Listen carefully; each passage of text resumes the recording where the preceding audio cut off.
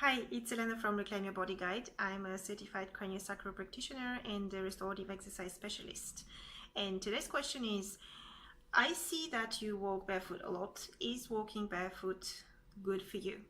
Is it healthy? Do you recommend it? So my answer is, like with most of the things that I talk about, it depends. Something being healthy or unhealthy isn't an absolute value. It's rather relative to wherever you're standing at. And I'm going to try to explain how it works.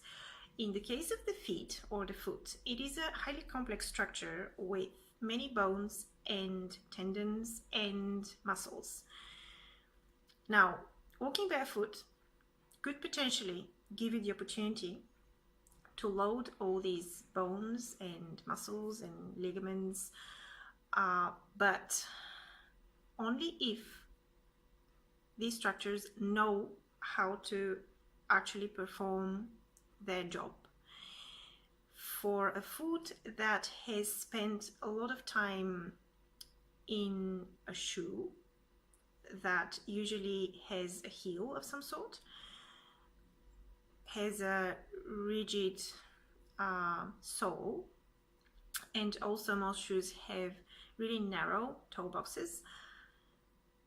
Your feet adapt to that shape, and they also adapt to not being able to actually move the little structures that are inside the foot. And so if you just take the support of the shoe and go out, or put a minimal shoe on, like Vibram 5 Fingers, which is really trendy lately, or some other shoe that has a real flexible sole, big toe box, and a flat sole, so no positive heel. This is going to require your foot, your intrinsic foot structures to work a lot harder. However, they're not used to do that. And so what happens is that you are either going to overload some of these structures, or you're going to overload some other structures that have been doing the work of your foot anyway so far. And so in both cases, this is going to perhaps cause an injury of some sort. And I have seen a lot of comments from podiatrists that they say, oh, we love minimal shoes. They make us so much business, because people just don't realize that it's not just taking your shoes off that's actually beneficial. The beneficial thing is being able to use the muscles of your foot, and being able to use the muscles of your foot requires a transition.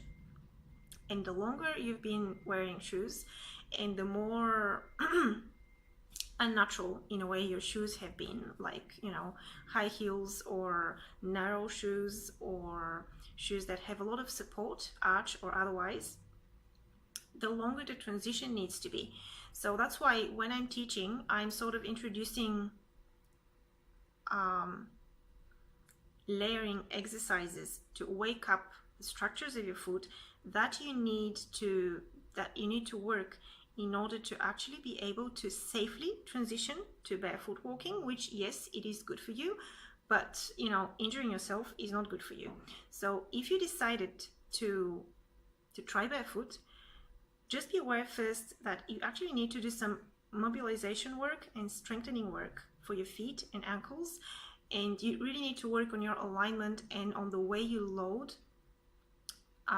the feet, as well as everything that comes above the feet.